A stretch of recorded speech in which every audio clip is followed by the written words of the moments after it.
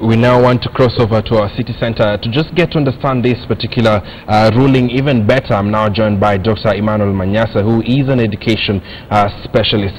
Before we get into the reactions, Dr. Emmanuel, maybe if you could just give us your personal opinion. What do you think about this particular ruling?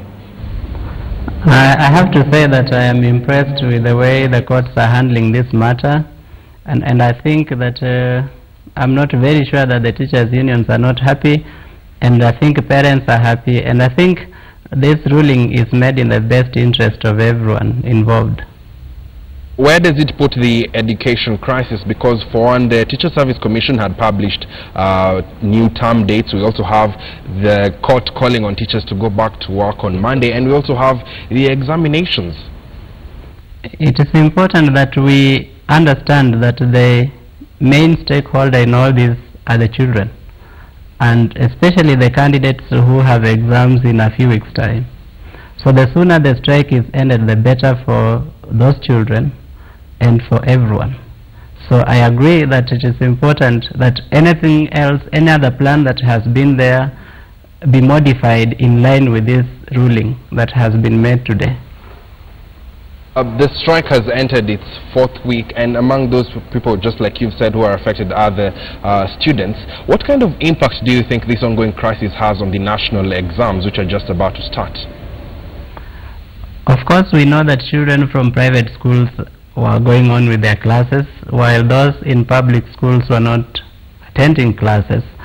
And this is a problem because it exacerbates the inequalities that have already obtained between the private and public school system, and we hope that this ruling today is respected by all those concerned, so that as soon as this weekend teachers can be back in school and the children can start to prepare for the exam, which unfortunately has to go on according to schedule.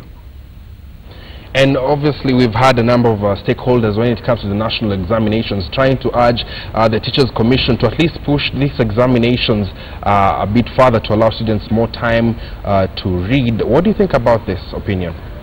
I think pushing the exam is not a solution to anything. It might just interfere with the next year's term programs, which is not fair to anyone, because we must remember that NEC, which is the examining body, has a plan within which they expect to examine, to mark and process the results so that they can be available and enable those children who are transiting from class 8 to Form 1 to be able to start a new term date in their secondary schools by February next year. So it's not really advisable to push the exam.